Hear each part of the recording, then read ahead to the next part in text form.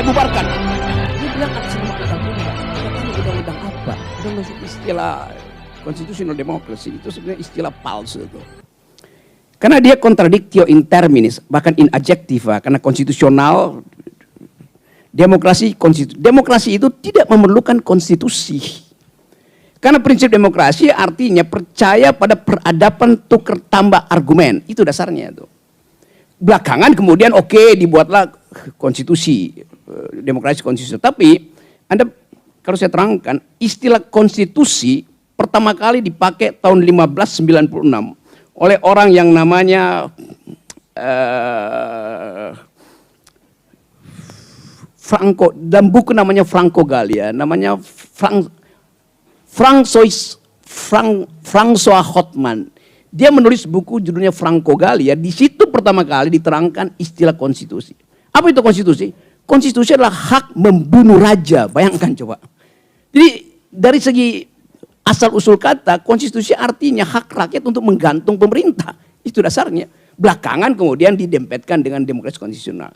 Tetapi kalau Anda tanya apa yang bagi saya demokrasi, demokrasi itu hanya memerlukan kecermatan untuk menemukan kebenaran berdasarkan kemampuan berpikir.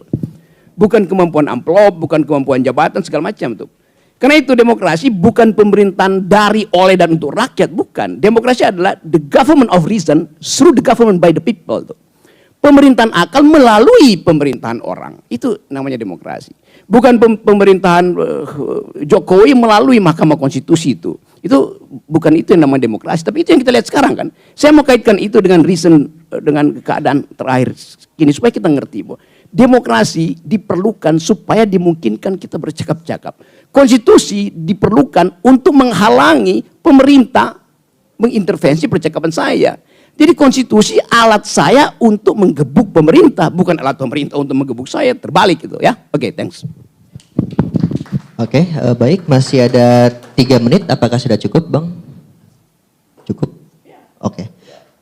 Selanjutnya mungkin sebelum Bang Priyanto menjawab pertanyaan tadi, mungkin apakah ada yang ingin ditanggapi dari pernyataan Bang Rocky tadi? Cukup, oke. Berarti bisa langsung ke menjawab pertanyaan ya. Oke, untuk Bang Priyanto dipersilakan 5 menit. Silahkan. Ya, tadi buat penanya Bang Betran ya. Ya memang kebebasan berpikir, kebebasan berekspresi pada era Bung Karno itu memang pemasungan untuk memasung pergerakan nasional. Jadi pemerintah Belanda tentu dalam memberantas kebebasan berpikir ini melalui undang-undangnya yang kita masih pakai sekarang, KUHP. Itu adalah senjata. Jadi KUHP yang dibuat oleh pemerintah Hindia Belanda pada waktu itu dan sekarang masih berlaku, tapi sebagian sudah banyak yang sudah di judicial review oleh Mahkamah Konstitusi. Jadi undang-undang itu dibuat memang untuk menekan pergerakan. Pada saat itu kan zaman revolusi gitu. Jadi memang sengaja waktu itu kebebasan berpikir itu dipasung supaya tidak bergerak begitu, supaya posisi politik pemerintah Belanda itu tetap kuat. Dalam perkembangannya kita lihat dari segi yang positif dengan adanya Mahkamah Konstitusi, pasal-pasal mengenai penghinaan kepala negara 310, 3 berapa itu lagi ya, itu kan sudah dihapuskan, sudah tidak bisa. Ada satu pasal yang mungkin juga bisa menjerat Bang Rocky Gerung nantinya, pasal 210, tapi itu dirubah juga sama MK. Yang tadinya pasal itu deliknya adalah delik umum, sekarang menjadi delik aduan. Tidak mungkin kepala negara yang dihina mengadukan ke polisi terhadap pencemaran nama baik atau penghinaan. Jadi MK itu sebenarnya suatu institusi dia ingin memberikan ruang yang luas kepada para aktivis-aktivis supaya kebebasan berpikir ini tidak dipasung. Caranya dengan seperti itu, merubah delik itu delik umum menjadi delik aduan. Tapi perlu diingat, kebebasan berpikir yang tadi saya sampaikan juga dibatasi oleh undang-undang. Di sini ada, saya kutip catatan kaki. Saya buat ini sebelum datang ke sini. Sini bisa dilihat pasal 28J ayat 2 Undang-Undang Dasar 45. Dalam menjalankan hak dan kebebasannya, setiap orang wajib tunduk kepada pembatasan yang ditetapkan dengan undang-undang. Dengan maksud semata-mata untuk menjamin pengakuan serta penghormatan atas hak dan kebebasan orang lain. Dan untuk memenuhi tuntutan yang adil sesuai dengan pertimbangan moral, nilai-nilai agama, keamanan, ketertiban umum dalam suatu masyarakat demokratis.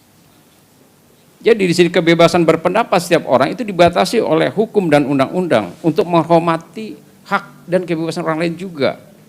Dan memenuhi tuntutan yang adil sesuai dengan pertimbangan moral, nilai-nilai agama, keamanan, ketertiban umum dalam suatu masyarakat yang demokratis.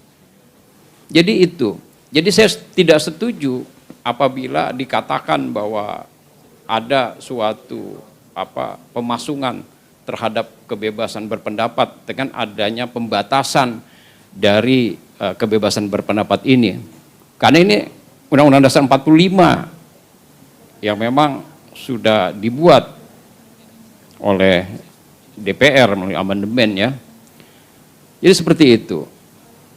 Jadi kita harus tetap berpikir positif terhadap Undang-Undang KUHP yang baru ini, bahwa Maaf, kebebasan pikir tetap ada. 1 menit lagi ya, silakan. Jadi kebebasan berpikir ini tetap ada, tidak akan diadili aktivis-aktivis ini dalam melakukan suatu kebebasan berpikir, berserikat, berkumpul, itu tidak akan diadilin sepanjang tidak menabrak norma hukum dan norma kepatutan, ketertiban umum, kesusilaan.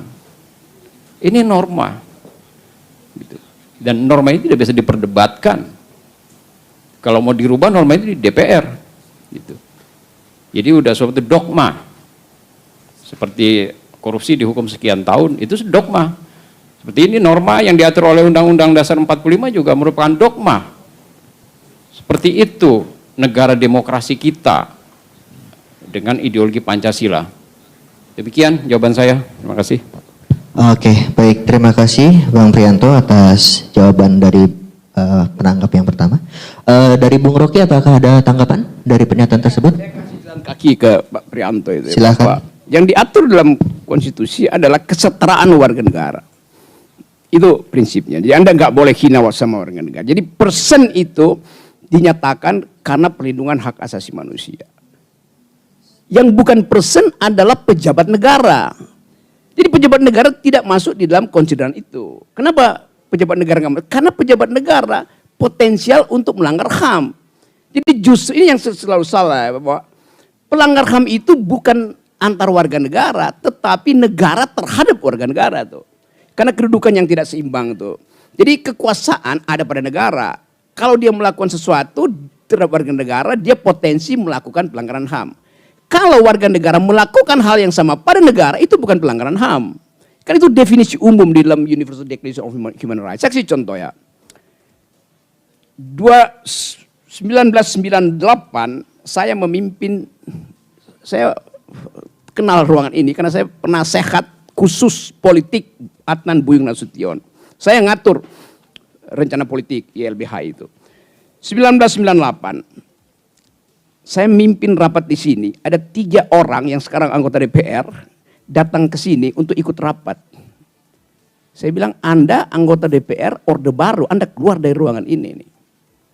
Dia ngotot, saya bilang saya tempeleng kalau nggak keluar. Karena udah terjadi perubahan aura tuh. Dulu Orde Baru itu suka-sukanya tuh. Di sini dulu, kalau kita lagi diskusi tentang kebebasan berpendapat, datang intel dari Kramat 5 situ, Kremlin, waktu itu polisi dan militer masih sama. Dia naik di atas meja ini, naik. Atas nama undang-undang saya bubarkan.